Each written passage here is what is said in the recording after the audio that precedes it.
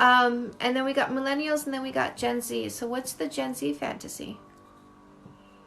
Megan, I feel pain. I'm sad. Logically, I know I did the right thing, but I wish I knew he hurt too. Come get a coaching session, love. Come get a coaching session. We can figure this out for you. My boyfriend doesn't like giving me much physical touch, but it makes me feel loved. Any tips? My ex texted me, I miss you, and I responded, cool. Good girl. Okay, so do a love language quiz at the same time, exchange your results so that you can actually conceptualize where physical touch is for each other. Gen X, yeah. Yes, I'm live. So do that love language quiz, right? Gain some actual clarity on physical touch. I watched the one on Netflix. It was eHarmony meets Ancestry DNA and all the craziness in between. What are your thoughts on long distance relationships? We see each other twice a month. I really have I have like no opinion on it. I have no opinion on it. Like, it's sometimes you do it because you really care for somebody and you just don't want to lose them. And so you will try and overcome this massive hurdle, this massive obstacle, which is like we will practically almost never see each other. You guys are seeing each other twice a month. That's actually quite a bit better than a lot of people are doing. And so, you know, my thing is when you guys say, you know, advice for long distance relationships, thank you. My thing is don't fight. Don't fight because, you know, hugging after a fight creates oxytocin. It helps you feel rebonded. I said don't fight anyways, but it's even worse when you're long distance because you can't get that oxytocin going. So it's a little bit harder to get that reconnected feeling. It didn't give them a chance to learn a healthy relationship because they were genetically matched.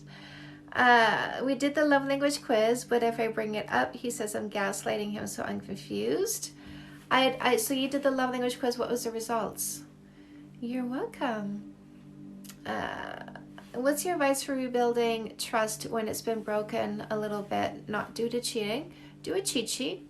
You know, you know, what's bugging you is your imagination, right? So the antidote to imagination is reality. So do a cheat sheet every time you find yourself in your imagination. Say, wait a second, what is reality? And then go into your cheat sheet. Your cheat sheet is everything your partner says and does to prove to you that they love you and are devoted to you, which is exactly what you're forgetting in those moments where you go into mental spins. Guys, do repost your questions because I see like lots of stuff flying by, but I can't read when I'm talking. I went out with a guy for a few weeks. We didn't kiss, and I got to see who he really was. Next! Do you know why I ring this? Do you know why I ring this? Because that's a breakup you didn't need to do. Because here's the thing: when we kiss, we're gonna miss those red flags, right? Like how long would it have taken you to see what you saw? If you'd have been kissing, you would have been in a relationship. You would have glossed it over. And so eventually this kind of stuff would have come out and then you would have been like, oh, this isn't working. And then you would have broken up. If you were not kissing, that's not a breakup. It's a conversation. Hey, sorry, I just want to let you know this isn't going to work for me. How often should couples stay with each other when dating for almost a year? You can stay over at each other's place as much as you want. As much as you want. Just don't be, you know, two people, one place. Wait at least a full year before it's two people, one place. So up until a year, it needs to be two people, two places. How do you know when to keep trying and when to leave? If they're abusive, you leave. And if you are indifferent, you leave.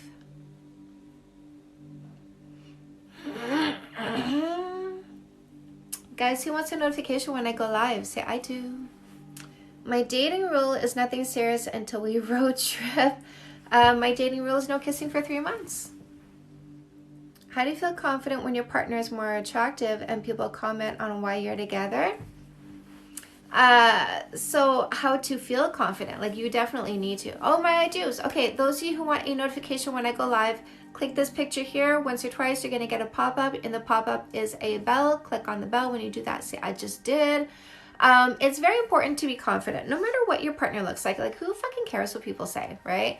Like, that needs to be your first thought. Yeah, whatever. You don't know what you don't know. So, whatever. That needs to be your first thought. Who fucking cares?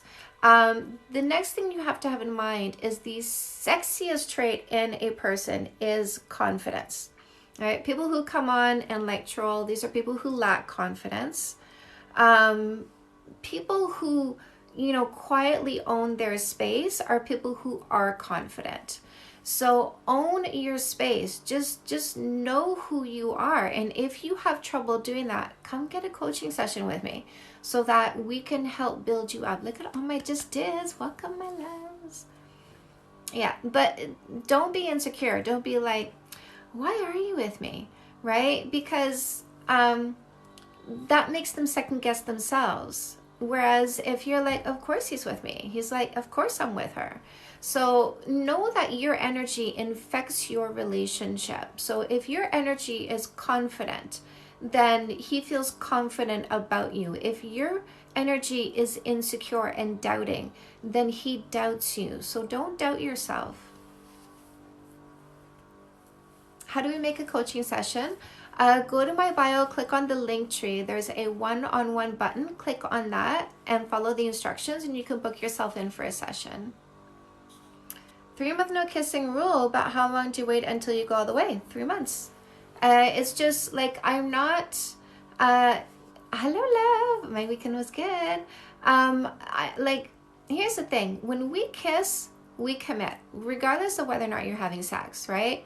Have sex when you want, but don't, what I'm saying is, don't kiss in anything sexual before 3 months, because then you miss all the red flags because you're all in.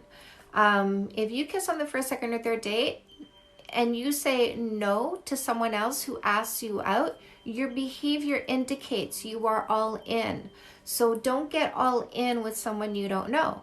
And so 3 months is, I need 3 months to get to know you. I'm setting a calendar date because I don't want our heads to spin on the question, when is it the right time? Is it the right time now? How about now? How about now is the right time? And you will find in 3 months, there's going to be moments you're going to go, this is such a perfect moment to kiss. And then you don't because you're waiting for the date. And then there's another moment that comes by sometime after. You're like, I'm kind of glad I didn't kiss them. So give yourself that opportunity to have, these fluctuations, right? Because it really deepens the relationship. If you go, now's the right moment. I'm kind of doubting things. Oh, now actually, no, I really do have some better clarity. Or maybe the doubting things gets bigger and bigger and bigger. But give yourself the whole 3 months to give yourself enough time to figure shit out. Once you get that kiss in, have sex whenever you want to.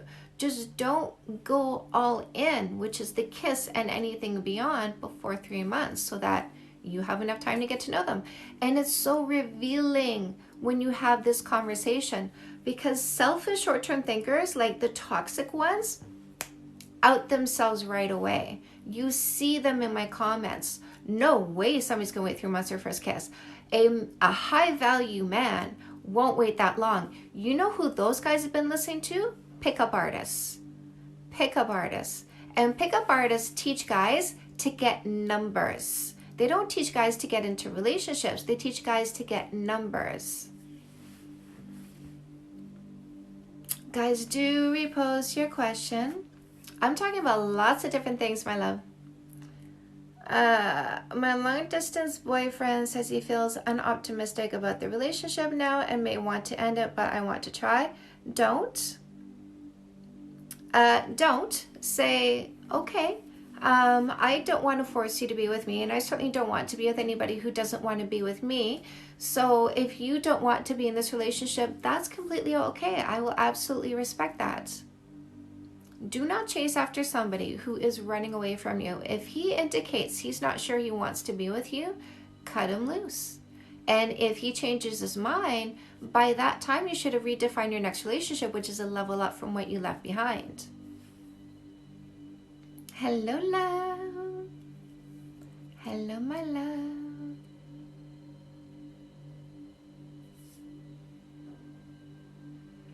What are the biggest red flags? Honestly, the first one is he doesn't have time for the no kissing for 3 months dating rule.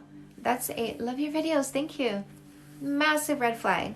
Like, because basically what they're saying is, I don't care about who you are. Like, I just want to get the physicality in. And if you're going to make me wait for the physicality, then I'm not hanging around for that. So I wish I would have known the advice you taught me sooner. Would have saved me a lot of time. Would have saved myself a lot of time too. So I watched a TikTok today, and it talked about how a lot of women get left behind when they get a terminal illness. Their spouses don't stick around. And this is something that I talk about with the no kissing for 3 months dating rule. If you get sick, if you're hit by a car, if you're in a hospital bed for 3 months, and the reason why he's with you is because of the physicality, where is he going to go if you can't be physical with him? So you want the one who shows you that he has staying power, even if he's not getting something physical from you. You want the one who's around because he's in love with who you are, not just what you give him. My boyfriend and I didn't do it, but we actually ended up being geographically separated in a month. Cute. Your hair is so cute, straight. You look amazing. Thank you. Thank you. Michelle, I've seen that study. My husband stuck through an awful pregnancy. What a good man. Hello, Michelle.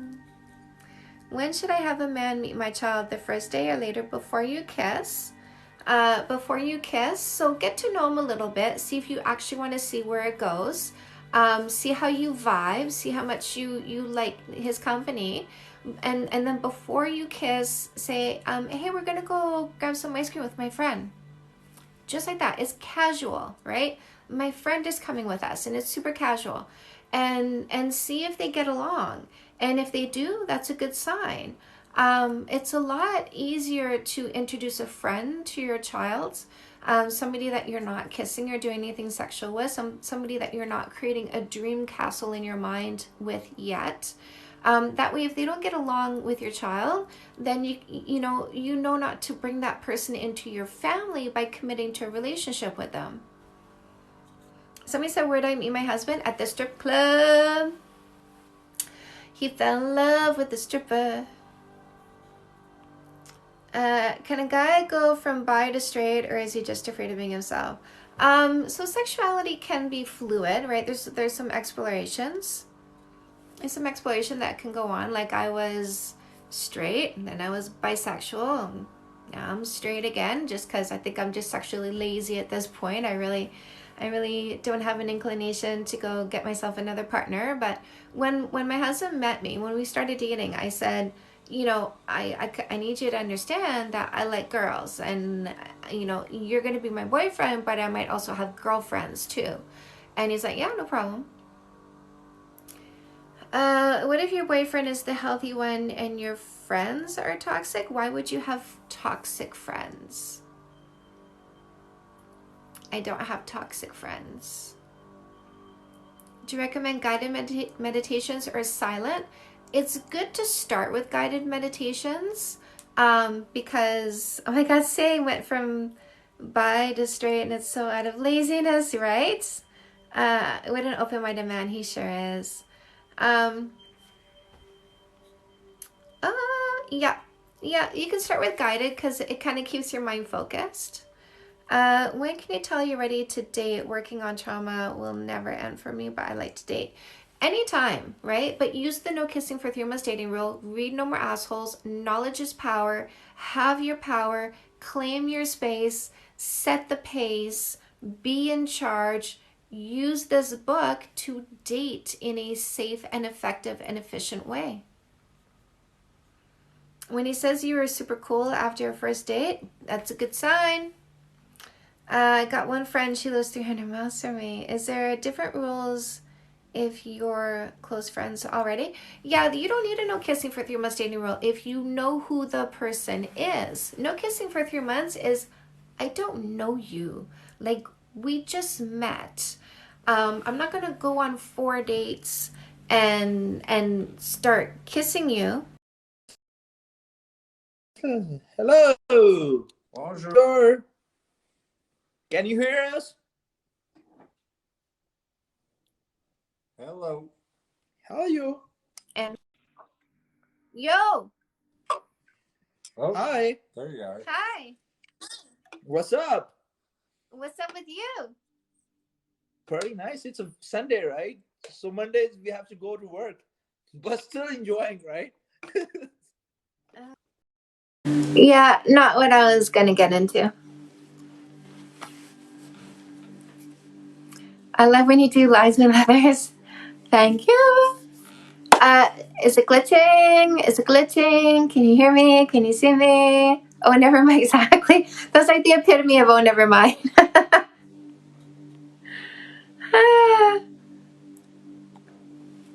That is the epitome of oh, never mind.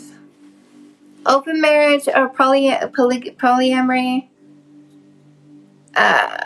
Open marriage or polyamory. Yeah, it's all good. Like whatever you want, right? Like whatever consenting adults want, whatever consenting adults are okay with, right? If you're happy, I have nothing against happiness.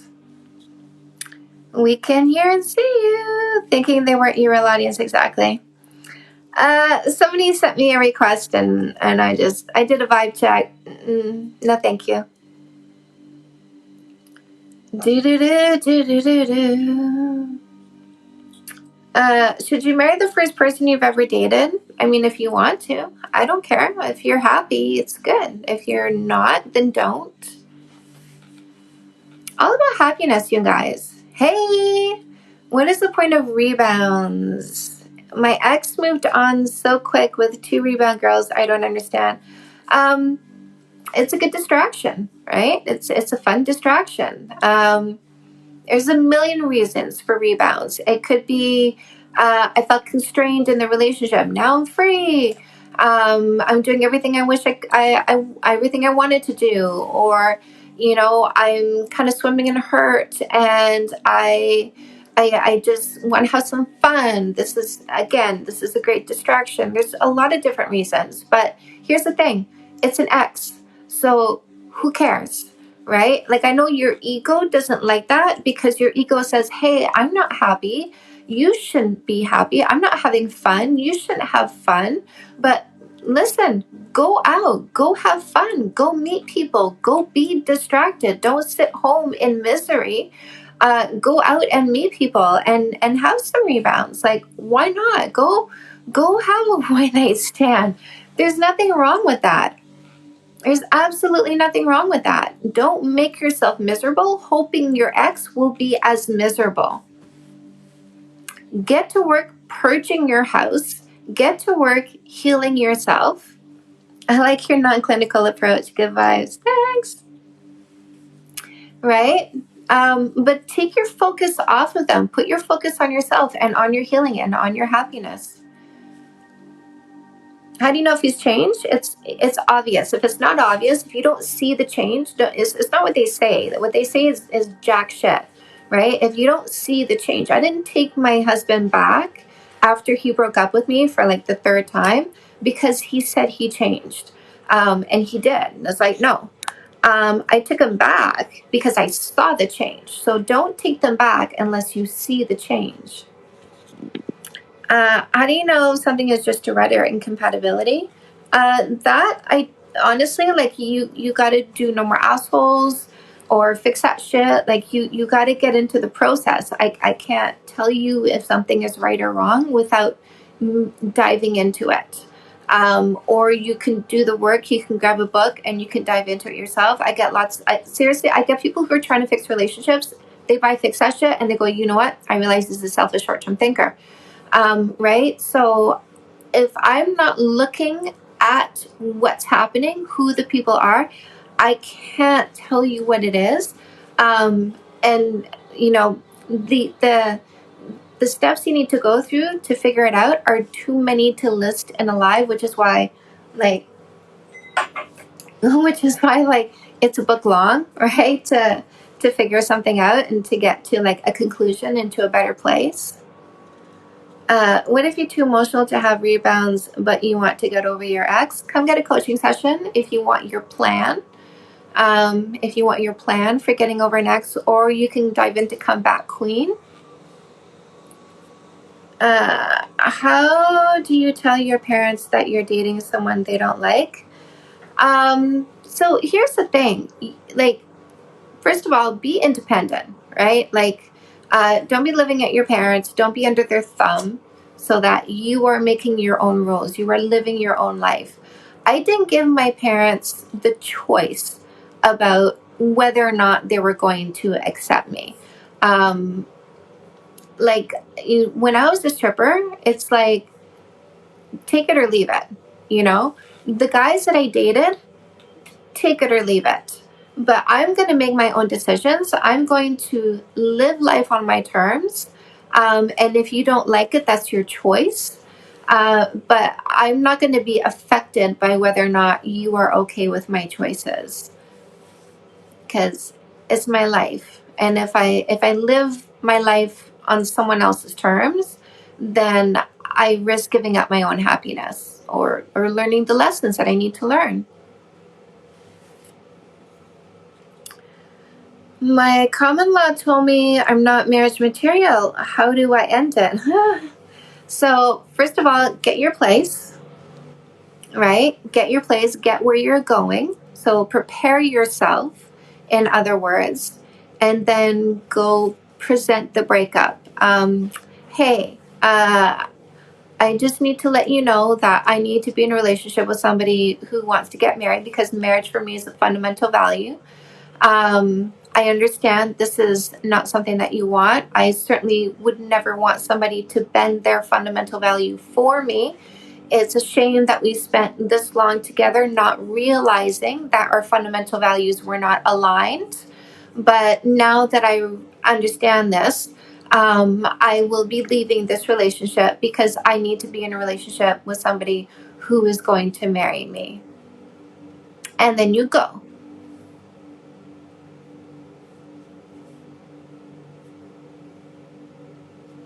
And then you go. How do you deal with no contact? What if they don't ever reach out?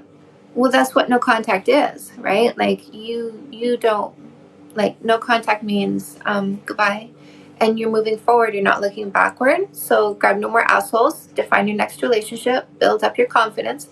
Build up your courage. Build up your self-esteem. Calm your mind and your emotions. Purge yourself from the past. Move into your future. Don't look backward at somebody who's walking away from you. That's not how you get into the relationship with the person who wants to be with you.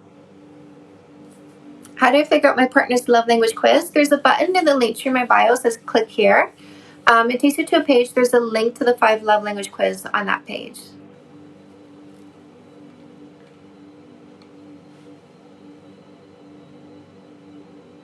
I need this right now. Hello, my love. Hello, hello.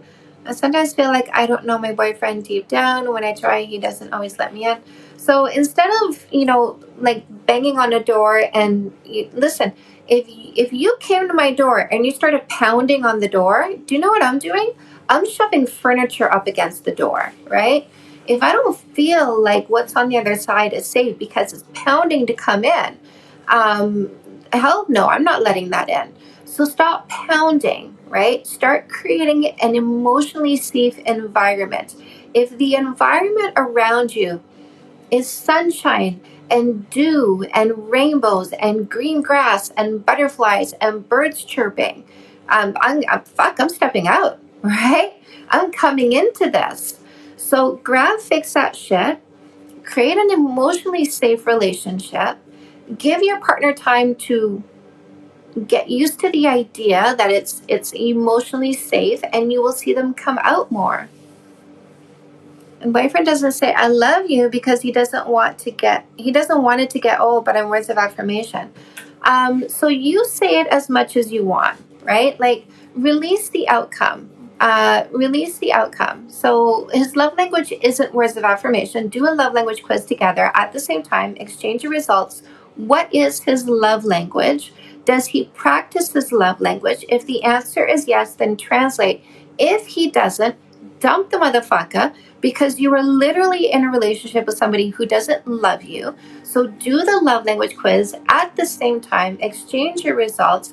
He's going to see how important it is to you. You're going to see how low it is for him. You're going to see whether or not he is practicing his love language. And listen, my husband is opposite of words of affirmation, right? We say I love you all the time, but the words I really like to hear is you're amazing and you changed my life, which guess what? You guys say that. And I open myself up to receiving it from you. So opening yourself up to get your love language from other sources helps you fill your love bank. Translating his love language helps you fill your love bank. So fill your love bank in those ways instead of being upset that he's not saying your love language. Now, when you say I love you, it should be a gift. A gift is like this. Here you go. And then you take your hands back. That's a gift. A gift is I give and then I release the outcome. This is for you and I release the outcome. When you do this, here you go. Now, fill my hand back up. That's a manipulation. So are you saying I love you because it's a gift, or are you saying I love you because it's a manipulation? Right? So be aware of those times when you want to say I love you. Are you saying it to hear it, or are you saying it because you want to say it? I taught my friend about the concept of translating love languages, and it blew her mind. My boyfriend and I just broke up. Tips for healing. Yes, my love, I got a whole book for you. It's Come Back Queen. Come Back Queen. Tip number 1, purge the house. Purge your place. Anything in there that belongs to him, get it out. Get it out. Put some music on, do all your crying, and purge. It feels so good. When you cleanse your place of anything left over from them, oh, it's so good. Become physically and mentally dependent on my boyfriend, and I'm not sure how to fix it. So it's 2 books that you need. It's Fix That Shit to learn how to relationship properly, and it's custom made to give you purpose that is not your boyfriend. So with custom made, I teach you how to figure out what your purpose is so that you shift your focus onto your purpose, because you are making your partner your purpose. So start making your purpose your purpose. And I also teach you how to get your purpose out there so that people are like, ooh, I need this. And then they actually like hire you to practice your purpose, which is super amazing. I love that relationship is a verb. Yeah, it is. Yes, yes, yes. Should you expect a text every day from the person you were talking to? No, expectations, beware of that word. Expectations are a relationship killer. Expectations are literally the story inside your head that will disappoint you when they don't come to life. So when you feel disappointed by something that didn't happen, I want you to ask yourself this: did I put a story inside my head? If the answer is yes, then you need to overcome your feelings because you created them. Guys, who wants a notification when I go live? Say I do. My boyfriend feels I'm out of his league and doesn't speak his mind ever. He feels you're. My husband doesn't look at me and say I'm out of his league because my husband is confident. So are you with an insecure person? Mistake number 1, right? It's very difficult to have a happy relationship with an insecure person because they vomit insecurity into the relationship like that. Me and this girl are talking because she wants to take it really slow, but okay. His love language is quality time minus physical touch, but he doesn't like doing it much. He doesn't like touching much. Then you're in the wrong relationship, my love. Right? Like, if you're in a relationship with somebody who doesn't share a fundamental value, if physical touch for you is a fundamental value, if you say to yourself, I am going to be sad if I'm in a relationship with somebody who doesn't share this with me on a deep level, like getting married, having kids, buying a house together, being affectionate, if this is something that's up there as a fundamental value and you are in a relationship with somebody who doesn't share that as a fundamental value, then you are mismatched, which is why you are unhappy. He's starting therapy. Oh, good. Nice, good, awesome. Um, so started dating matchmate. No, I want to teach you how to fish. I want to teach you how to fish. It's much more efficient on my end. So, I mean, if he's willing to try to become more affectionate, then you can start with 20-second hugs, set a timer for 20 seconds and do a 20-second hug once a day. Set a timer for 5 seconds, do 5-second kisses once a day. Set a timer for 5 minutes, do 5-minute cuddles once a day. But if he's not willing to try and be more affectionate, and it really hurts you to be in a relationship with somebody who doesn't share affection with you, this is a fundamental value that is misaligned, and this is not the right relationship for you, because you will always be dissatisfied. Just like if marriage for me was a fundamental value and I was in a relationship with somebody who didn't want to get married, every time I saw somebody get married, I'd be like, oh, knife in the heart, right? So don't be in a relationship where you keep sticking a knife in your heart because you've chosen a partner that doesn't match your fundamental values. If I wanted kids and he didn't want kids, knife in the heart every time I saw somebody have kids. Or if he didn't want kids and we had a kid, then he's freaking stabbing me in the heart every time he says, I didn't want this, because it's so stressful, right? So it's really important to be in a relationship with somebody who matches your fundamental values, which is why it's so important to know what your fundamental values are. You must define this so that on your first date, the first time you come face to face, whether it's a virtual date or a physical date, you need to have the intent conversation. I intend to get in a relationship with somebody who shares my fundamental values. Here's what that sounds like. Hey, I just want to let you know I'm done my playtime and I'm really looking for a committed long-term relationship. So I want to get married, have kids, buy a house one day, do some traveling, before I retire and after I retire. What about you? And then you wait for the answer and see if your fundamental values are aligned. And then if yes, use the no kissing for 3 months dating rule. Talk about the things that are important to you. Find out where you are aligned. Physical affection is very important to me. I would definitely be finding out where physical affection is on their love language scale before getting into a relationship. By the way, when you guys are single and you're dating, every single person, and seriously, no kissing for 3 months means no commitment. No commitment means I can see 4 people at the same time because I'm not kissing anybody. I'm not committing to anybody I don't know. I'm not kissing anybody before 3 months. So yes, I'm going to go have coffee with that one. Yes, I'm going to go have lunch with that one. Yes, I'm going to go for a walk with that one. Because I'm not wasting time putting blinders on and just doing one at a time until each one is fleshed out, because that one might last a year. That one might last 2 years. I'm not going to do that. So do 10 love language quizzes before you select the person who's right for you. Do 10. Every single person that you are considering, do a love language quiz with them. At the same time, exchange your results. See who they are before. Spend 3 months learning who someone is before you choose them for a long-term relationship. If you just want to have fun, 2 criteria. Am I attracted to them? Do I trust them?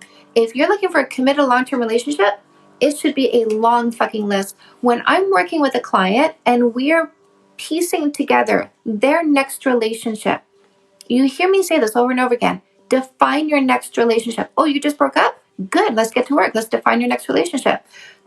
Don't need to sit in mourning. I mean, yeah, do your crying, purge your house, do all that good stuff. But also, let's start defining your next relationship, because we got to manifest this shit. Let's go. Chop, chop. And let me tell you, when I do that with a client, when we define their next relationship, there's over 30 things on that list. There's between 30 and 50 things that we list out. And I say this list is fluid. It is not done. When you think of more, you add it to this list. 30 to 50 lines on that list when you define your next relationship. You need to know. You need to know what you want and what you need so you recognize it when it's in front of you. Guys, those of you, chop chop, those of you who want a notification when I go live, click my picture here once or twice. You're going to get a pop-up, and the pop-up is a bell. Click on the bell when you do that. Say, I just did.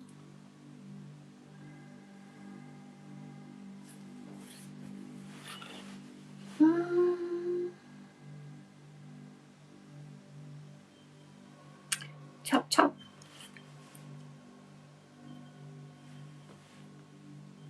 Advice on how to meet people. Like for dating, go online. Gotta go online. Gotta go online. Online is where it's at. Have you seen Malcolm and Marie? No. Just did. Love it. Is it okay to get back with an ex who became friends and now we're trying again? What red flags? Girl, fix that shit. You know, the red flag is, do you know what needed to change? Do you know what needed to change? Have you actually seen the change? If you haven't, don't get in a relationship with them unless you actually see the change. What is an emotional leader? An emotional leader is somebody who doesn't wait for the other person to do the right thing in a relationship. I don't wait for my husband to say he's sorry after we've had a disagreement. I go to him and take responsibility for my part. I don't wait for him to come kiss me after a disagreement. I go up to him and I kiss him and I say, I still love you. I don't wait for him to show me a loving behavior after a disagreement. I have a foundation of loving behavior that I do every single day, regardless of how we feel about each other. When my husband comes, like when I see my husband, like every single day, at least twice a day, I make sure we get in 2 5-second kisses, like minimum 5 seconds. They're always longer than 5 seconds, but minimum 5 seconds. So, you know, that's part of my loving foundation thing. So that's being an emotional leader. It's not having ego-driven behavior. It's doing the right behavior because it's the right thing to do. Taking responsibility for my emotions, right? Like I don't go, I'm anxious. How am I going to get my husband to change his behavior so I'm not anxious? I go, I'm anxious. What am I going to do to deal with my anxiety? That's being an emotional leader. Taking responsibility for yourself. Do you believe in trusting again after betrayal? Everything is possible. I've been wanting to rewrite my relationship. How do I introduce it? Come get a coaching session. This sounds like a complex issue, something that I would need details on in order to help with. My wife enjoyed the one-on-one with you. Well worth it. Is this Michael? Awesome. Paula. Awesome. Well worth it. I appreciate that. You talked about your husband being the financial leader and you being the emotional leader. Yes, I did. Yeah, my husband he's very like, he's focused, right? Like he's a long-term thinker. Thanks for answering. Was just wondering what emotional work he was responsible for. So the emotional work he does is caring for his, right? Like, so he doesn't work all these hours for himself. He works all these hours for the emotional stability of those around him. I don't worry about the roof over my head. I don't worry about my vehicle. Right? This is emotional weight that I don't have because he takes it on. He takes care of that.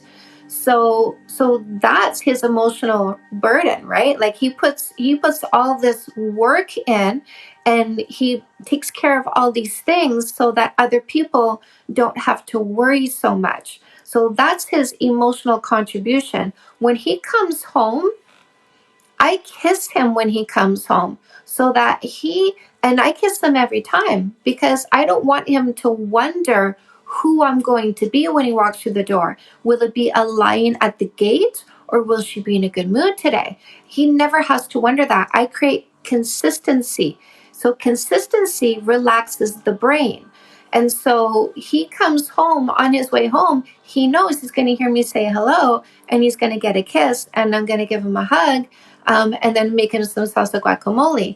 And so that consistency creates emotional relaxation. We're also not reactive to each other. If I'm, listen, I get moody sometimes, right? Maybe hormonal, maybe tired, maybe hangry, right? And I might be short-tempered. he doesn't react when I am. So, I might have a fire response to something, but he never has a defensive fire response to that. So I might have a fire response, but his non-reaction means I quickly readjust, and then we continue on. So he allows me my humanity. I do the exact same thing for him. He's allowed to be a human being and have off moments, and maybe he's short with me sometimes, but I don't have a negative reaction to it, and so he fizzles and readjusts himself. And so that's both of us being, emotional leaders and emotional contributors to the relationship as well. But he learned that from me. Thank you for the extensive response. That makes a lot of sense. Yes, my love. If you want to know so much more about that, do grab Fix That Shit, because that's just the tip of the iceberg on how I brought us from 10 years of fighting and unhappiness to 5 years now, not a single fight. My friend still talks to her exes. Do you think that stunts future relationship building and bonds? Not at all. No, because if they only have a platonic friendship, right? There's no flirting. She doesn't keep them around because they boost her ego. Nothing like that. That's totally fine. Like, anybody who doesn't understand that a friend is a friend is somebody who's too immature and insecure, in my eyes, to be in a relationship with. But if she's keeping them around for an ego boost, then she's being dysfunctional to her future relationships.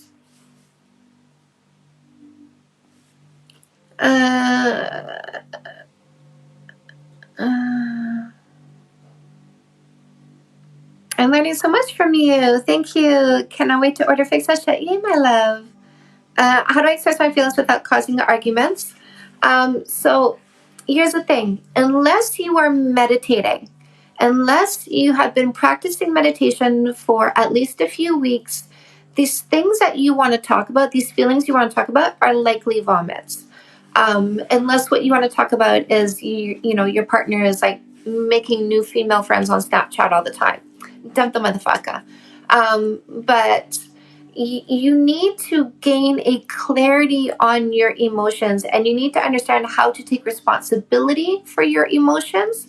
And here's the thing: when I started meditating and taking responsibility for my emotions, 3/4 of the things I needed to talk about of my feelings went away. So before you go talk to your partner about your feelings, grab Fix That Shit, do what is in that book, understand yourself better, understand how to calm your emotions better, understand how to balance your perspective in your relationship, and understand how to relationship better. See what falls by the wayside. I do give you conflict resolution tools in here. What's left over, I teach you how to address that without there being defensiveness on your partner's side, because somebody who gets defensive doesn't hear a word you say. On chapter 18 of No More Assholes and Fix That Shit just arrived. I love this. Love it, love it, love it. What do you think? Boyfriend doesn't like talking about future goals because it stresses him out, but I feel been together for 1.5 years. So here's the thing, right? You've been together long enough that you should be talking about future goals. So he doesn't want to talk about it. Here's what you're going to say to him. I love you, but I need to be in a relationship where we are planning a life together. I understand that this is something that you don't want to do with me, and that's unfortunate. But I do need to be with somebody who does want to do that with me, so I need to leave this relationship because it doesn't seem like we are aligned. And dump the motherfucker. If you can't create a plan with somebody, if they don't want to create a plan with you, they're not a long-term thinker. You need to be with a generous long-term thinker. He's definitely not a long-term thinker if he doesn't want to talk about what your life is going to be. Baby? Baby love? Baby, you want to come live?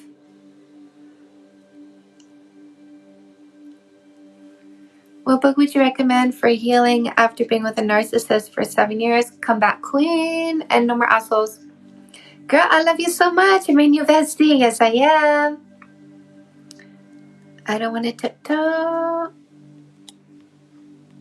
I think my husband might come live.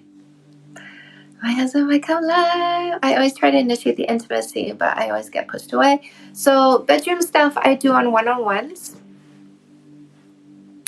My fiancé left me, told me he wanted space to find himself. Should I wait? Nope, nope, nope, nope, not at all. You grab no more assholes. You start moving forward.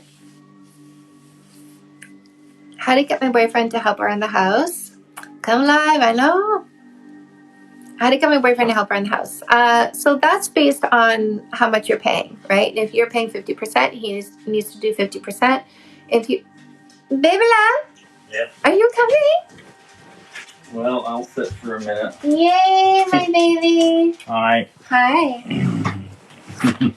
Hello. Hello. Okay, let me get this closer.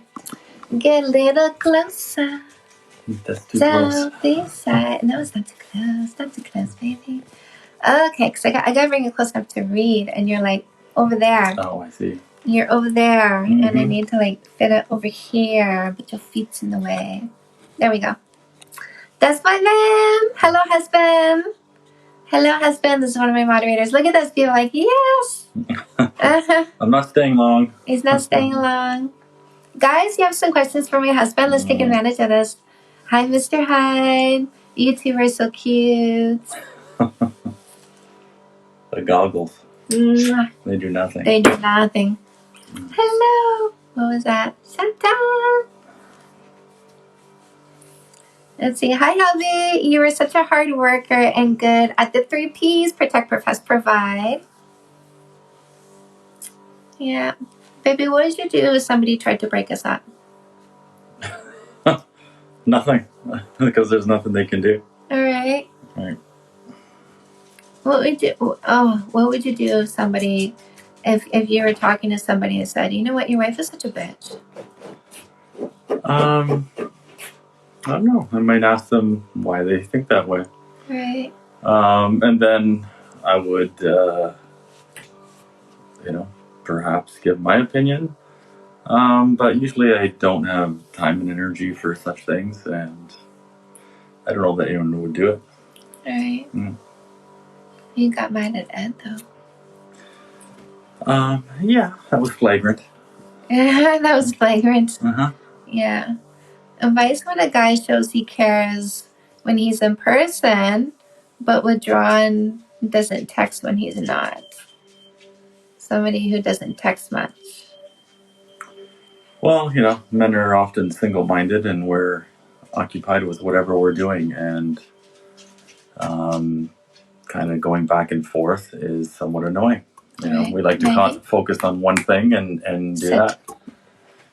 We had that ourselves just the other day when you called me randomly at work and I gave you crap. I'm working.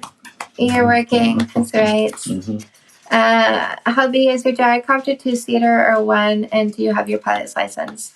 No. And I'm not sure I'm getting it now. Oh. Yeah. Okay. Yeah. I'm having second thoughts. So. Are you? Yeah. Okay. Mm-hmm. Seems like maybe down the road. Yeah. Right. I got too much on the go. But it was a 2-seater. Yes. It was a 2-seater. Mm-hmm. Somebody said that you resolved that so well when you got mad at me. I wasn't that mad. No. Who is that? That's my man. We have the same workload and bills are 50%, but he refuses to clean because I don't appreciate it. Ooh. So they pay bills, they split bills 50-50, but he doesn't do his share of the housework because she doesn't, quote unquote, appreciate it. Well, it sounds like there's more details to be had for me to render an opinion. Right. Mm-hmm. Often, I think men too are satisfied with a messier house or for longer periods of time, and we'll get to it when we get to it. And women want more. I want to get to it now. Mm-hmm. So that can create a problem, but. What's a good way to get, like, if they're paying 50%, what's a good way to get a guy to do his share of the housework? I don't know, because I'd rather just pay someone to do the housework. Right. So, Right. I mean, that's something that I would suggest you propose. Is you say to him, look, somehow or another, your share of the housework needs to be, done. It needs to be done. Like I'm not going to do it. I'm not doing your share of the housework. I'm not paying 50% of the bills and doing your share of the housework. So you can pay for a housekeeper to do your share of the housework, Or you can pay her. or I'm doing 80% of the housework, so I will pay 20% of the bills. And with the extra money that I save, not paying 30% of the bills, I will take that money and get a housekeeper to help me do your part of the chores. You a famous girl? What? Little old me? You're both so calm and in sync. I love seeing you together. It's such a nice treat. Yes, it is a nice treat, actually. Why is he wearing a mask? Baby, tell them why you're wearing a mask. Because I appreciate my privacy. He does. Guys, if you want a notification when I go live, by the way, click my little picture up here. Once or twice, you're going to get a pop-up, and the pop-up is a bell. Click on the bell. Is the guy in the back okay? Baby, blink twice if you're okay. Well, I don't have a ball gag on, at least. Oh! Not that we can see. That's true. Can he breathe under there? This man can breathe through his ears. Trust me on that one. Uh-oh. Yeah. What are signs he's losing interest, especially in long distance relationship? How do guys show that they're losing interest? I guess when their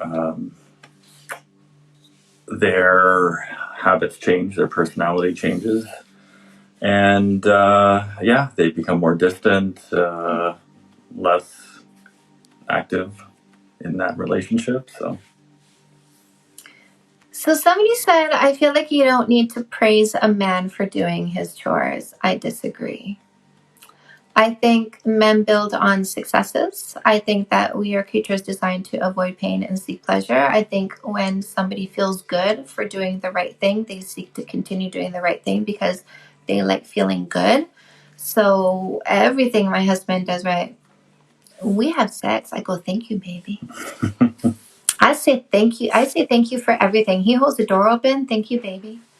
I don't care how small it is, what he does. I say thank you. Here's the thing. I point this out and it blows your mind. The person who said that, I don't think we should praise our partner for doing their chores. Yeah? So when the stranger held the door for you at the bank, did you say thank you? So you will say thank you to a complete stranger for the smallest act, but you don't want to say thank you to your partner for doing their part around the house.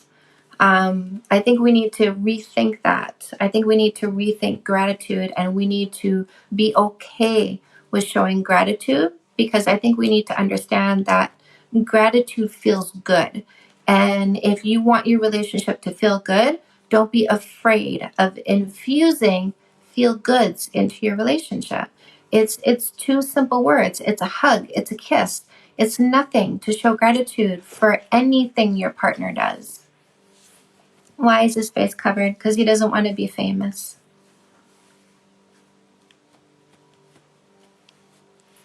Right?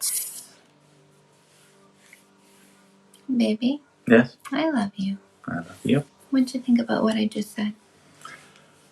I agree that on both sides, really, that it's not technically necessary, but I think showing appreciation and gratitude is only helpful. Yeah. So I don't need it that much, but I do think it's beneficial. Yeah. And here's the thing, like, he doesn't need it that much now, but if you are trying to rebuild a relationship, if you're trying to build a relationship, then start doing the right things every single time you have the opportunity. We don't need to say, like, he doesn't need me to say, I'm sorry when I have a grumpy moment and I'm short, right? Because when we started putting our relationship back together from the brink of divorce, like, baby, you remember we were like one fight away from having a divorce, basically? Which time? Well, after the last fight, because you said one more fight and that's it, and I didn't even know that. He didn't tell me that till years later. But I had a shift, and I decided I was going to take responsibility for my emotions. I was going to take responsibility for my behaviors. And every time I lost my temper or partook in a fight or anything, I would go to him and I'd say, baby, I'm sorry. I realized that, and I did some meditation, I feel better, or I'm going to catch up on my meditation, because usually that's the reason why I had a vomit, was because I was behind on my meditation. And I did it every single time, and it got to the point where the conversation, he would say, that's okay, because I took responsibility. And what does anybody say to that when you take responsibility for yourself? They go, I forgive you. And that's what he did. And he started taking responsibility for his stuff. I'm sorry for saying that. And that's okay, baby. And I would forgive him. And the conversations started happening in our heads. We didn't need to have them out loud anymore. And we are now at a point where we hear the I'm sorry and that's okay without saying it out loud. So we don't need to have those apologetic conversations anymore, because they are just automatically happening for us. So start with the gratitude all the time. And then what happens is the gratitude conversation, that gratitude energy begins to happen automatically all the time. And you don't need to say it out loud anymore. But just infuse your relationship with what is right, gratitude and responsibility. And you get to a point where it doesn't need to be out loud anymore. The energy is there. It is what your relationship is. You like that, baby? Fantastic. I love you.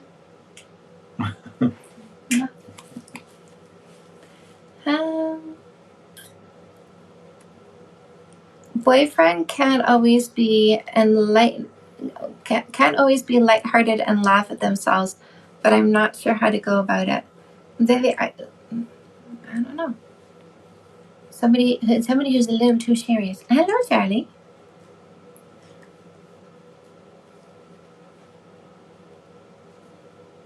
Is it okay to demand your place in someone's life? Ooh, baby, you get that one. Do I? Yeah.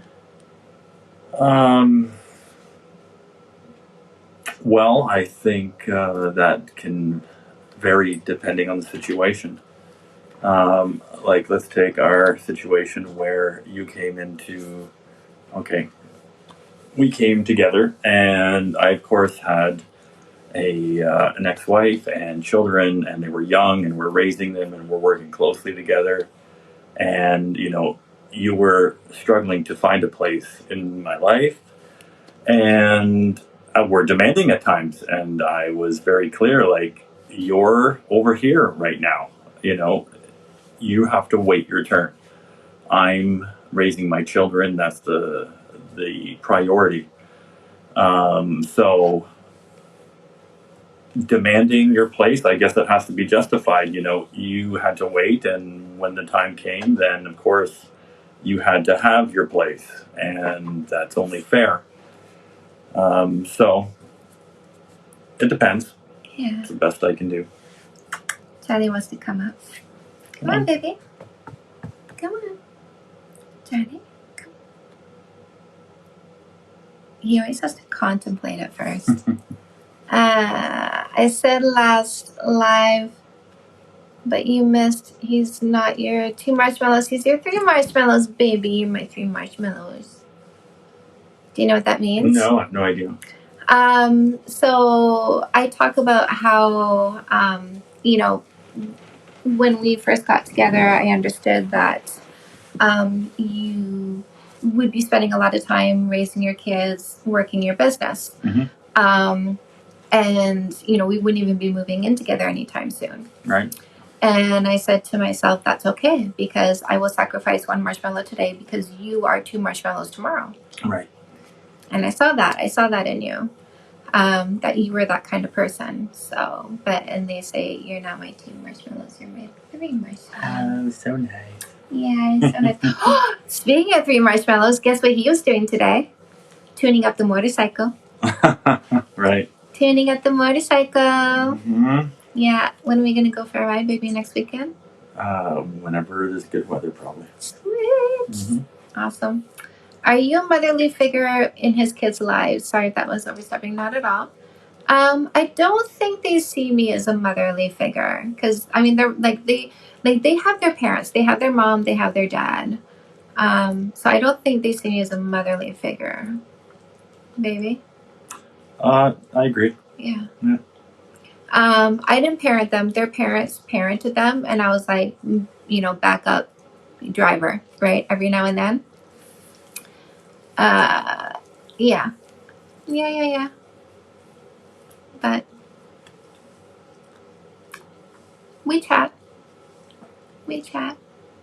Like as when I see them, we have we don't talk about anything like super deep. I try to talk about what's interesting to them. So like with Emily, we'll talk about spirituality. With Jake, we talk about stocks and cryptocurrencies. Will there ever be a face reveal, baby? I can't see it. No, boy.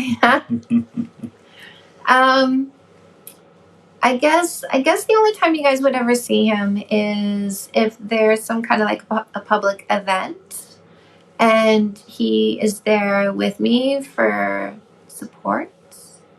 Oh no, I'll be wearing a mask there too. Oh, for real? For sure. For real? Well, these masks will probably be in vogue for quite some time. And then some glasses, so maybe not these goggles, but... The goggles. Yeah. I see. Oh, yeah. Why do exes change completely when they get into a new relationship? Looks and all. Looks and all. And baby, you want to answer that one? Well, it takes a lot of work to always present your best self. So when you're in a relationship, you try a little less hard because it's too much effort to constantly be that way. So you get into a new relationship, you want to put your best self forward again, and so that's what you do. Right. And that will fade again if they ever get serious. Right. Yeah. Can a guy cheat and still love the girl he cheated on? What do you think? I think so. Yeah. Yeah. Mm-hmm. So my answer to that is love is not always functional. You can love somebody and still be dysfunctional.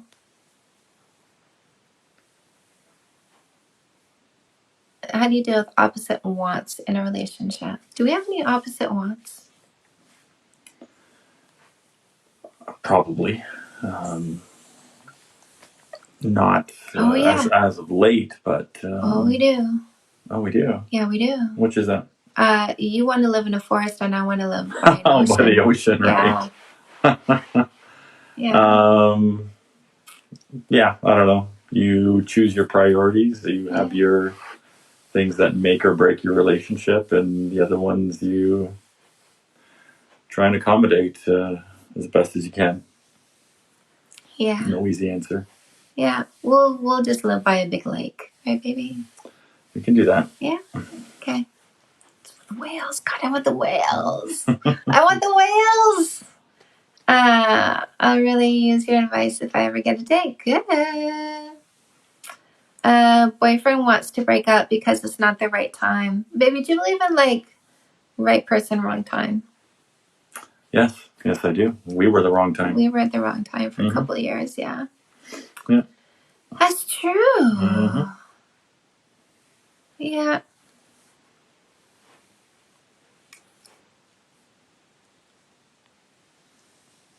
Were you ever scared to open up to me? No. Why not? I don't know. I think that's my personality, but I generally will talk to anybody about pretty much anything.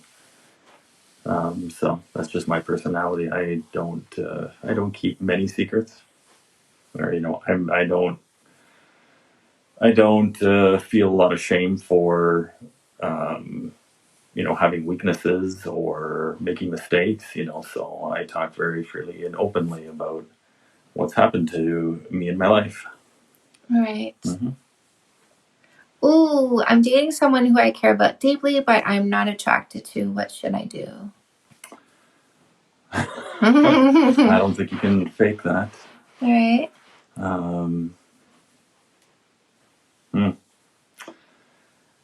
Dress them up as good as you can. That's Right. I don't know. Dress them up as good as you can. So I was not physically attracted to him when I first met him.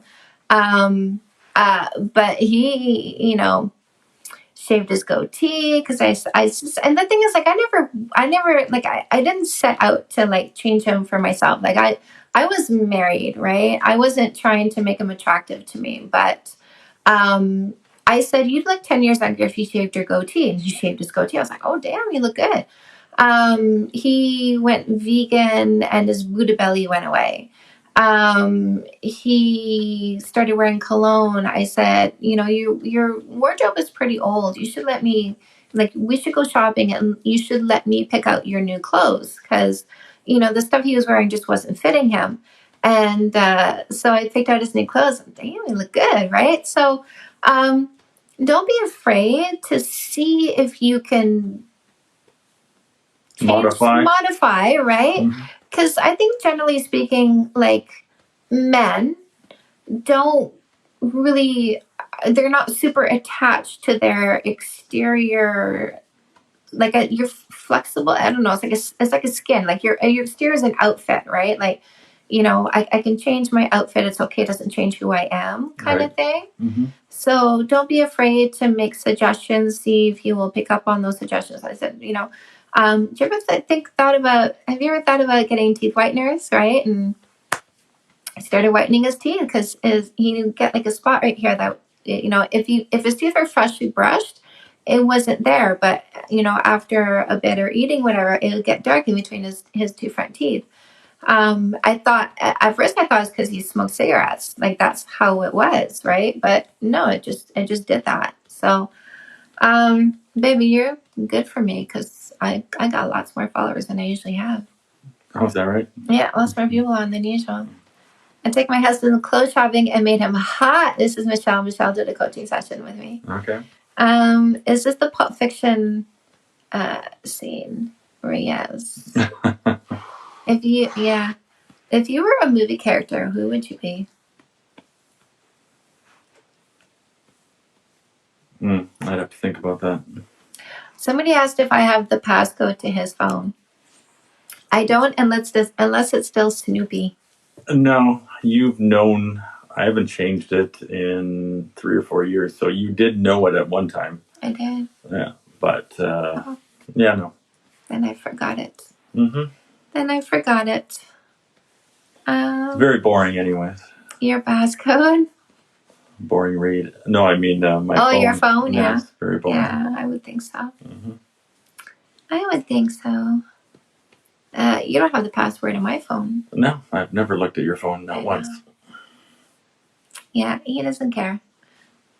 He doesn't care. What's the number one? Oh, no, thank you. Number one thing you did to save your relationship? I started meditating. Right? Yeah, and that absolutely saved my relationship. Did you and your husband get a divorce? My first one did, not this one. Although, remember you said we shouldn't have gotten married because we would have had a bigger tax break? Well, at one time, that's what my accountant said. So. Okay. Whether it's true or not, I don't know. Did we do the no kiss rule? Yeah, we did it for over 2 years, pretty much. We did the one kiss when I had permission. Well, yeah. But, I mean, the whole idea is you establish a relationship, you get to know the person, and we certainly did that. Yeah. We weren't thinking that we would be dating at any time, so that part evolved very naturally. It wasn't a forced, we can't kiss for 3 months. Well, yeah, it was, but it was because, you were in a relationship, so. Yeah. So we did it by accident, and then we broke up a few times. Did you always break up with me? Did I ever break up with you? I think it was always you. Well, you certainly were going to, and then said, okay, we won't if we go to that weekend retreat, I believe it was. Right. Yeah. Yeah. But yeah, so we did break up a few times. And I did use the no kissing for 3 months dating rule on purpose. I did start dating other people, but he won me back each time before I got to the 3-month date kiss.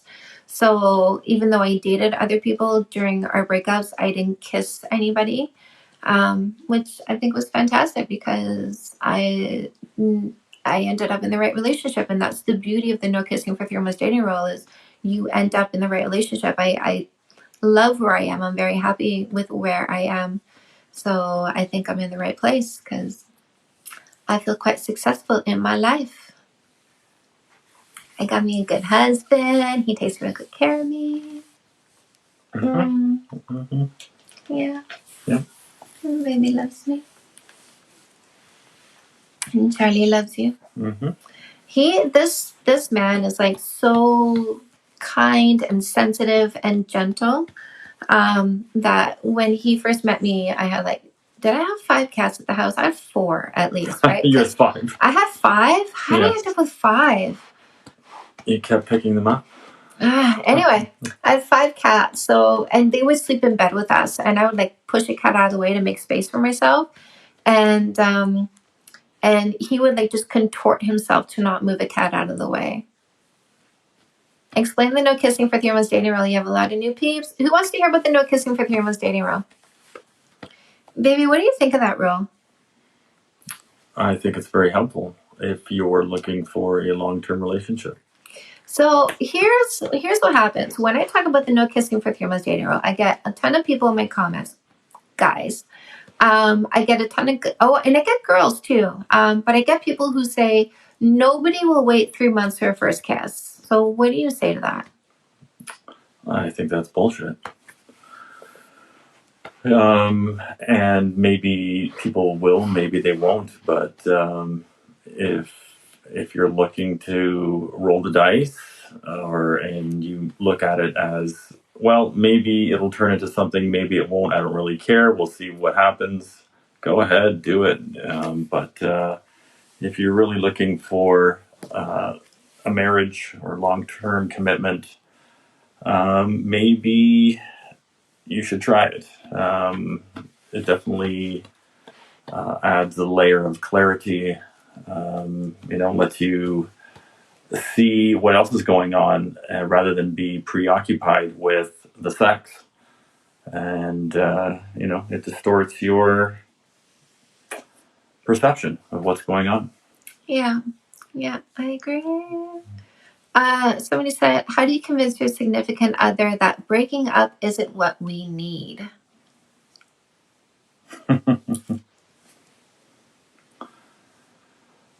I think that's more yours, but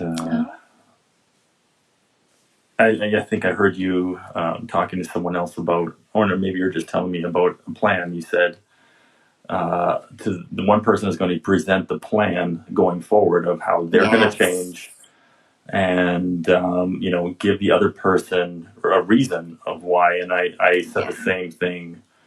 You said the same thing to me at one time, and I said the same thing to you at one time. Is why?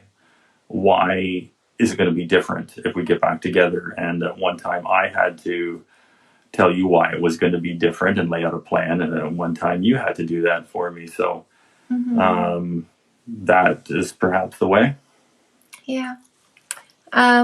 If you're trying to keep a relationship from splitting, you need to negotiate, but you can't, like, you need to negotiate time to do what?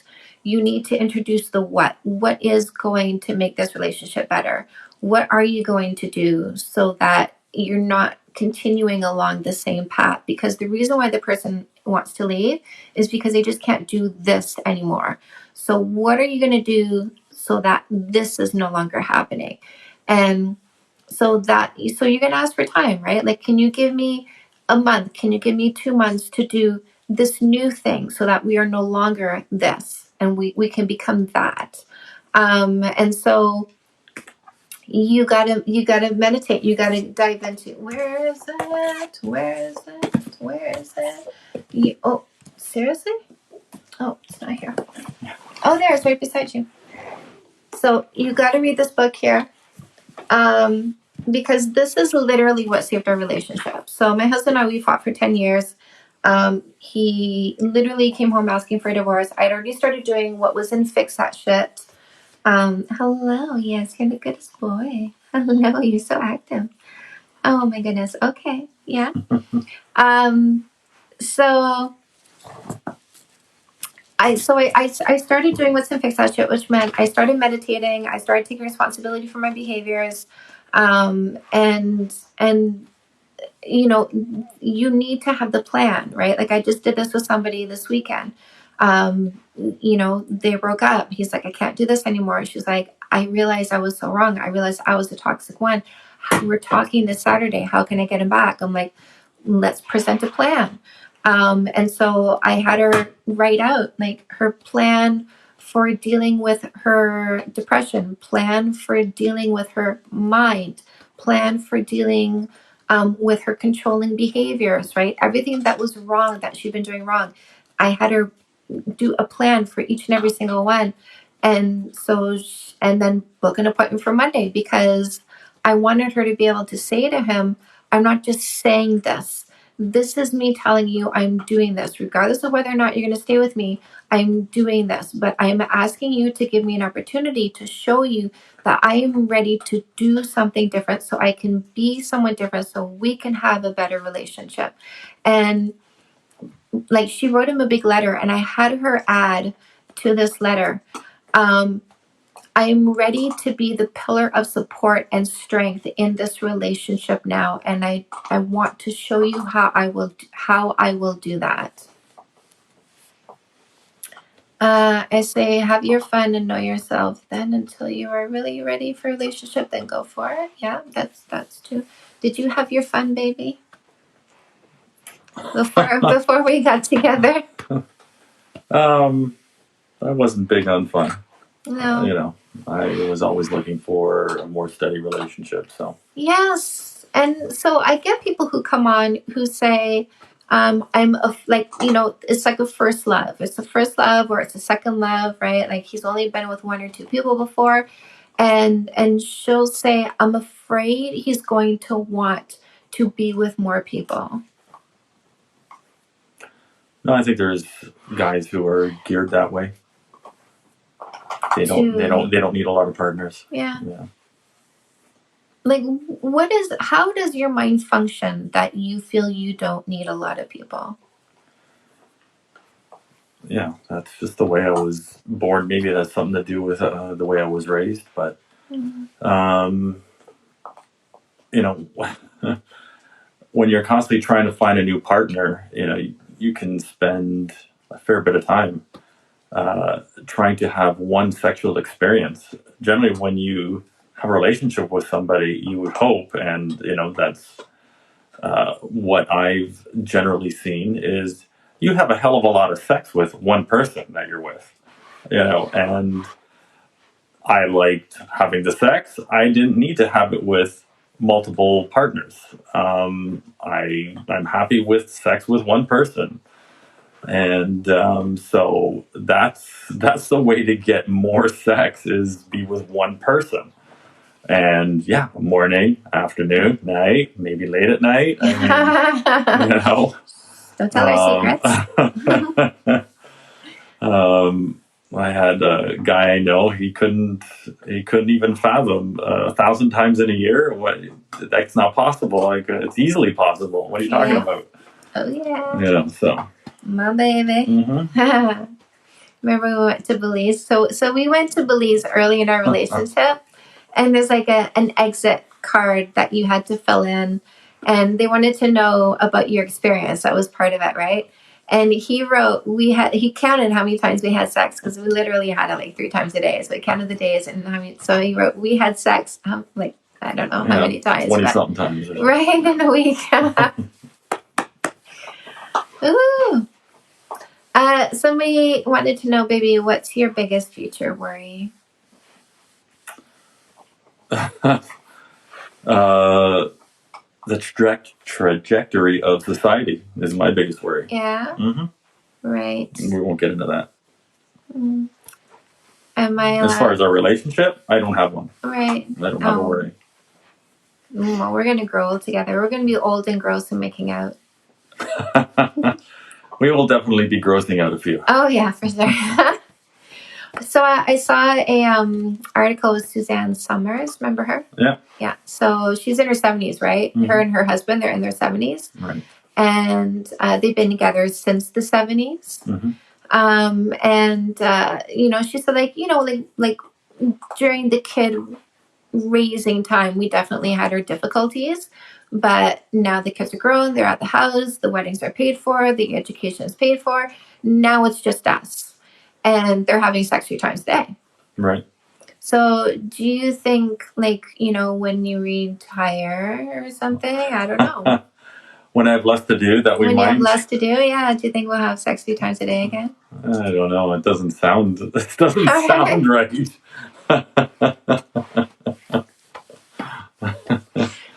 I don't know. That's a lot. That's a lot. It's a lot now. That's so much work. In your 20s and 30s, that's okay, but I don't know. Apparently, he's poking her at 4:30 in the morning. She's like, "Can't we just wait for the sun to come up yet?" Yeah, we'll see. We'll see. Yeah. Maybe there'll be a resurgence of that testosterone. Right. If he was a real husband, he'd be wearing you as a mask. He did that yesterday.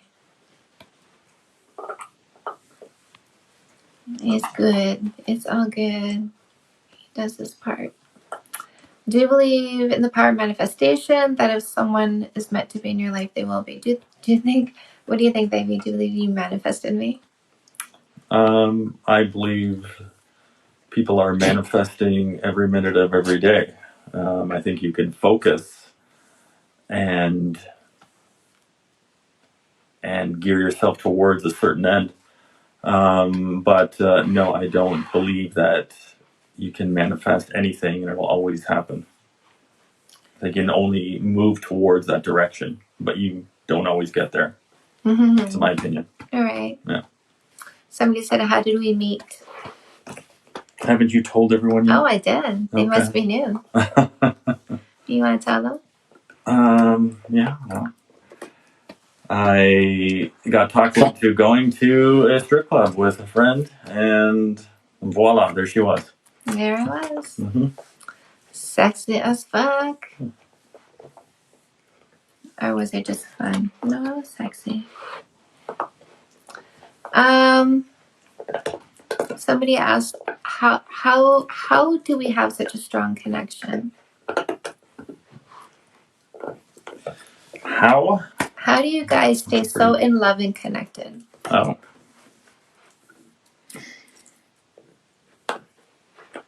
Well, I think we are alike naturally in a lot of ways. We have the physical connection. We kind of like the same shows, let's say, the same TV shows. We grew up in the same era, so a lot of things that we relate to, both of us relate to those things, and we can make jokes, and we recognize the joke because we come from the same era. Yeah, I think just a lot of things are natural. I don't think a lot of it was forced. Yeah, even just small things, how we keep a house. We're very much the same. Neither one of us has to have everything organized and clean. Perhaps as some people might. Right. We're both comfortable in that environment. So yeah, not one is nagging at the other person. Would you clean up that mess? Right. So some of the things are small. Some of the things are very big as far as personality traits. We got lucky, I guess. affection levels. Mm-hmm. Baby, how much do you like kissing me?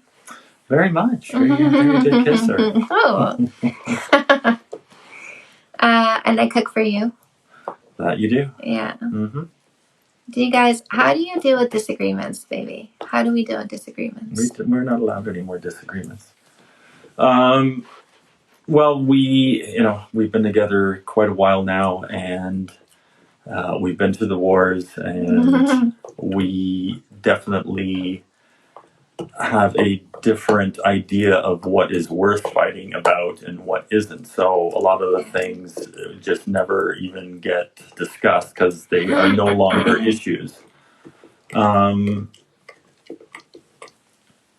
So yeah, there just isn't really anything that was an issue has been addressed, and you just tackle it one thing at a time.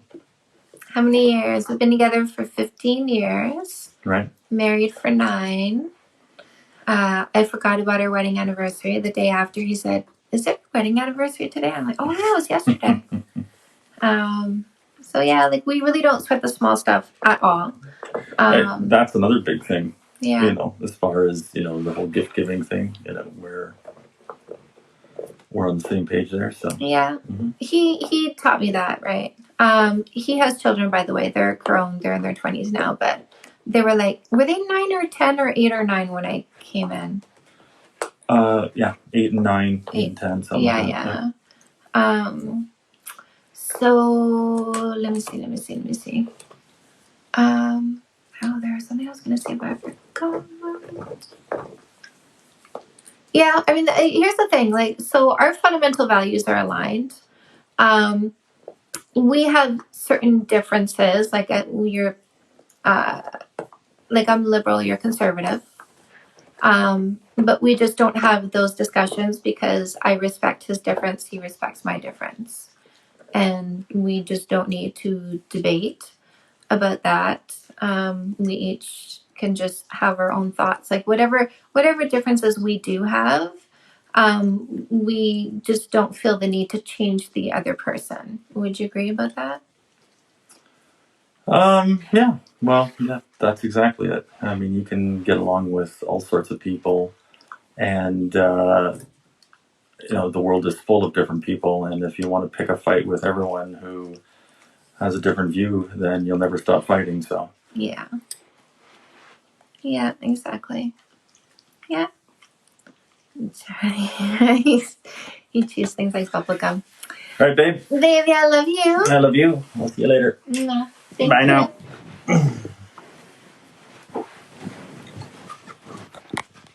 Baby, are you hungry? I'm okay. You finish whatever you gotta do. You can have cereal. Will take care of me. You will take care of you. And that was the hubby. Guys, if you want a notification when I go live, click the picture here. Once or twice, you're going to get a pop-up. In the pop-up is a bell. Click on the bell. When you do that, say, I just did. So somebody asked how old. By the hubs. We are both 48. We were both born in 1972. Which is, I know, hearts to the hubby. You're so cute, Teddy. Yeah. So, why do you kiss his mouth? Because that's the closest way to get to his mouth. That was a nice surprise. Yes, thank you for sharing a little intimacy with us. Yes, I love it when he comes on. It really, it's so, like, first of all, it's like proof of life, right? I do have a husband, so it's nice that he does that. Thank you for bringing him on. I loved it. Yes, I love that you guys get to share in him because he really is a very special person. And like he's such a good man. He's such a great role model as a human being, period. Like as a father, as an ex-husband, as a husband, as a business owner, like everything he takes it on. When you move, will you get more doggies or other pets? I like low maintenance. I really, really like low maintenance. So like every now and then I think about a third dog, right? Because I kind of like sizes. Because, like I got Charlie. I got Maggie, but like I wouldn't mind like a little frou-frou. But then I think, oh, 3 dogs. So I don't know. Like I really hesitate at the thought of another pet or fresh. I just hesitate at the thought of more work. I just spent an hour in the backyard today picking up the winter poops. Well, second round of winter poops. So it's been like 2 hours of picking up winter poops. So just ordered your book. Thank you. I appreciate that. Did you get Fix That Shit? 2 dogs is enough for me. 1 child is enough. I'm kind of lazy. I like low maintenance, right? I really like my body's low maintenance. My style is low maintenance. I really like the idea of low maintenance. Yeah, so the mask and everything is for his privacy. He really like I'm not allowed to show his picture on social media. I've stuck it on, but like put like an emoji in front of his face every now and then. He really just he comes here for me. It's not for him at all. Not for him at all. He 100% does it for me. I asked why he had to hide himself and isn't CIA, so just generally wondering he's in trouble. No, not at all. Not at all. So his like somebody left a like a Google review on his business and he was upset about that because he just doesn't like like his business is really busy. He has all the work like all the work he wants. He doesn't want people telling other people about his business because he doesn't want more people coming to him and asking him to do work for them. Like he's so low key. His life is absolutely complete. He doesn't want to. He doesn't want anything more in essence, and so he doesn't want people. If I were to become like famous, he doesn't want anybody knowing who he is because he wouldn't want anybody going up to him and hey, are you that person, like interrupting his day kind of thing. That's awesome. My hubby's the same. Yes. Yeah. Do you believe the saying, if men wanted to they would, or is that more like I do believe that do believe a man should be a leader of the home. We both take a leadership role in the home. We have quite a bit of equality.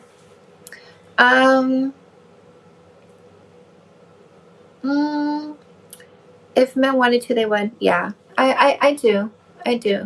But you need to take that with a level of understanding, right? Like in the courtship period, right? Like my husband did make time for me in the courtship period.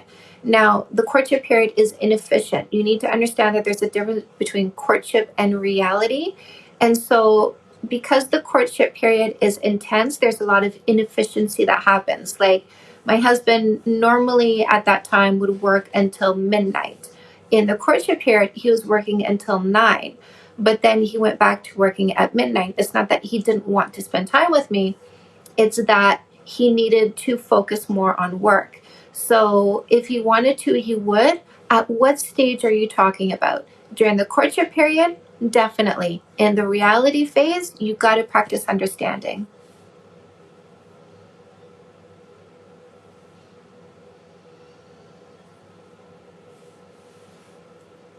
Best advice for younger couples? I would definitely say read Fix That Shit, especially if you didn't have good relationship role models. This book right here definitely teaches you how to be a functional partner in a relationship.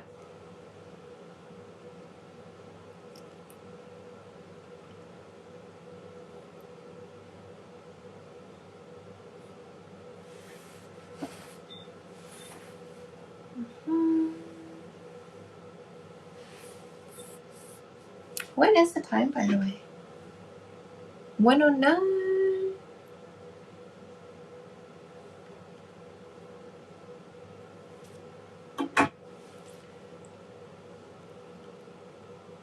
What advice can you give about somebody that overthinks their past mistakes and thoughts? Definitely start meditating. Definitely start meditating. Meditation is the practice of bringing your thoughts into the present moment. All the books I've written, I wrote 8, by the way, you guys. Those are not 1, 2, 3, 4. I always have to do the count. These. Do you like Dr. Ruth? Yeah, she's spicy. She's awesome. These are all the books I wrote. I wrote 8 books. So I'm actually missing a few up here.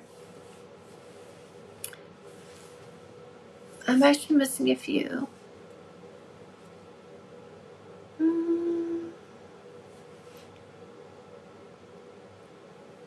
Is it a bad sign if he isn't consistent with texting in the courtship, even when he has free time? My husband literally didn't text me for years, and he's not a big texter. Like he doesn't text conversations.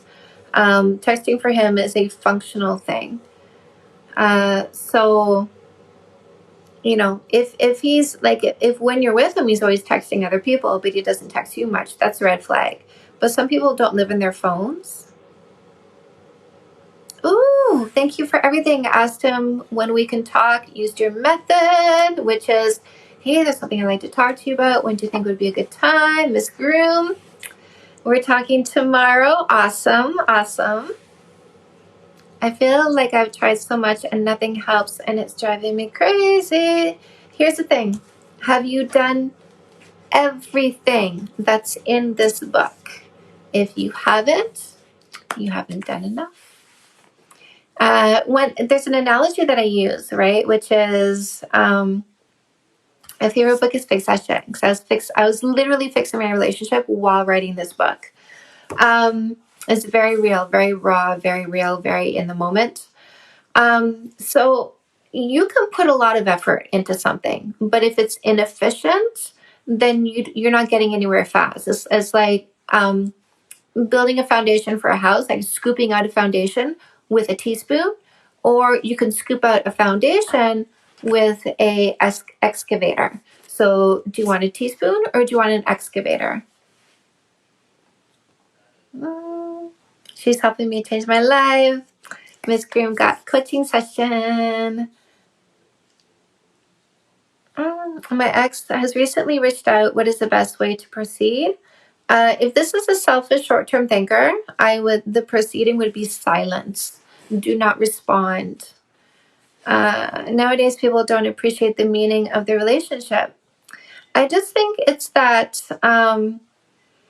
I honestly, I just think that people just don't know how, right? Like, we really have a lack of education.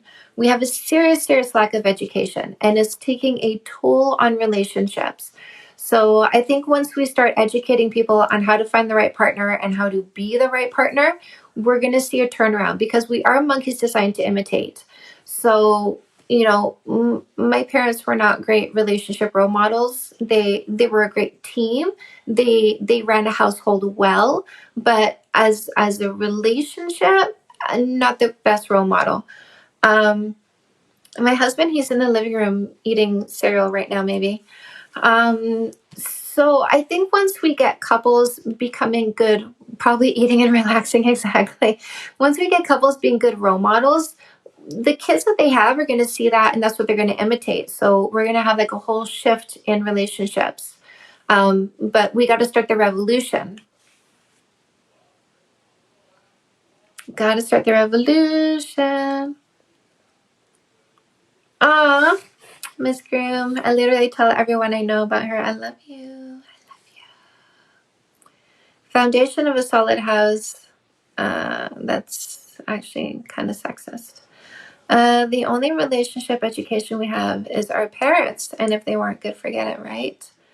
And this is why I'm so blatant about my relationship. Like, listen, I own my shit in here. I really do. I own the stuff I did wrong. I own the stuff I do wrong in my TikToks, in my lives. Like, I'm never afraid to say, where I needed to change. Yay. I love you guys. Y'all are loving me up. I'm never afraid to say where I needed to change. I'm never afraid to say where I needed to put my ego aside.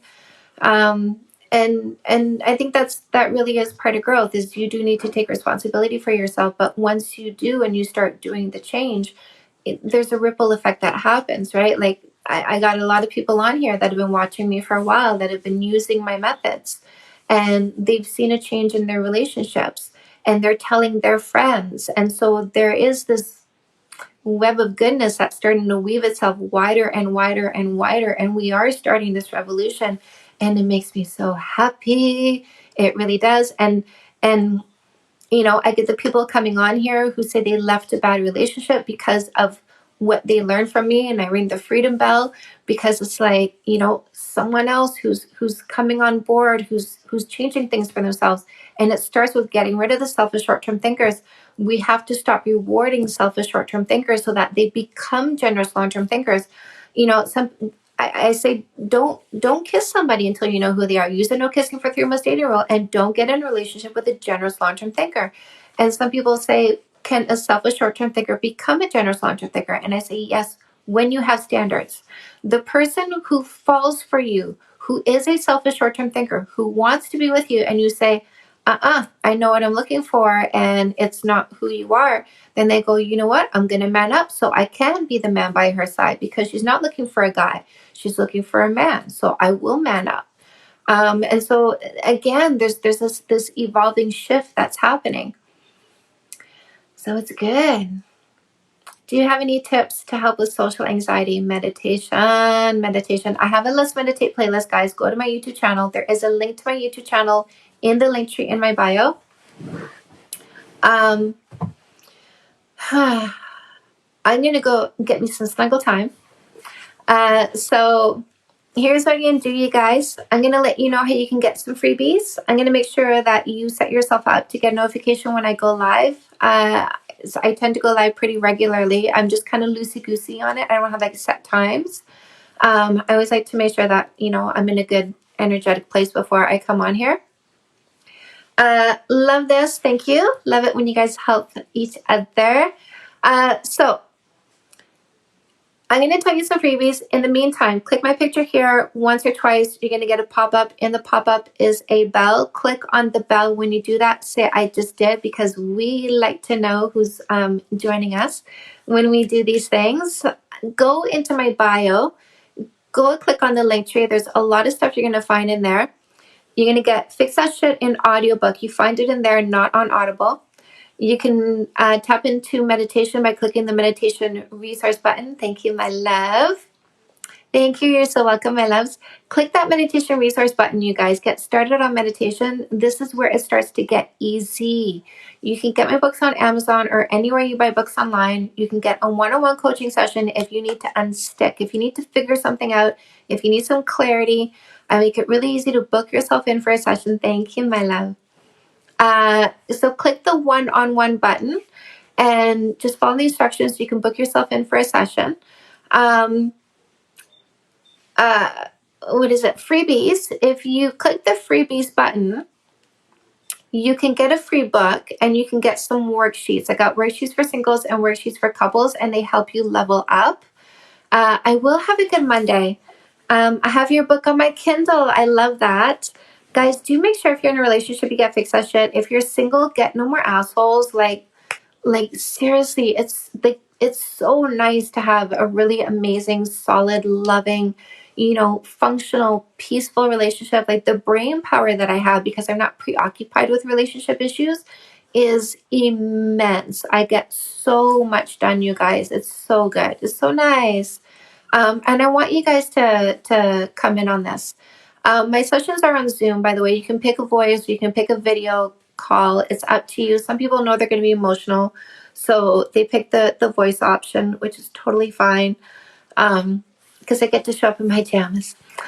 I love you guys. Go check out my podcast. I have a podcast and a YouTube channel. A lot more stuff for you there, more advice. Go through my TikToks. Do some binge watching on my TikToks, because I really make it a point to create a lot of information on my TikToks, to not be repeating the same thing over and over again. You'll get a lot of nuances by going through my TikToks. We love you too. I love your love. I really do. I love your love. If you've read a book, please go leave an Amazon review. This is my love language, which is words of affirmation.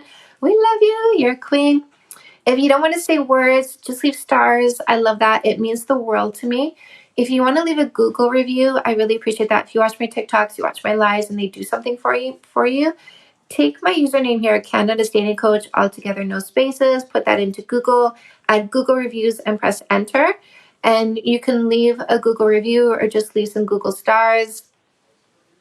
It really, it makes me feel loved when you guys do that. Like, love is the verb. Love is what you do to help the other person be happy. When I see those reviews adding up, it makes me really happy, because this is not just me seeing that we are growing. This is the world seeing that we are growing. And I want the world to know what is going on, what we are planting, what we are creating, what is our intent, right? Let's not be selfish with this. Let's not just make it, I intend to make my relationship better so I'm happier. Let's make the intent, I intend to be a part of a shift in relationships, in love, so that a lot of people take part in this. I think that's going to be super amazing. And this is how we start a revolution. So I want you guys to come in on this revolution with me. Who's in on the revolution? Say, I am. Who's in on the revolution? I know I'm going to see lots of I ams because I know you are there. I know we are all in on this. Yes, my love. Yes, I see you. Oh, I love you guys. Love, love, love you guys. Love you, Michelle. I love you, Mama. Love it 100%. Yes. Yeah, we are doing this. All right, you guys, my loves. Time for me to unwind, get some sleep, get some snuggle time. I will see you soon. You know I don't stay away for long. Have a good night, you guys.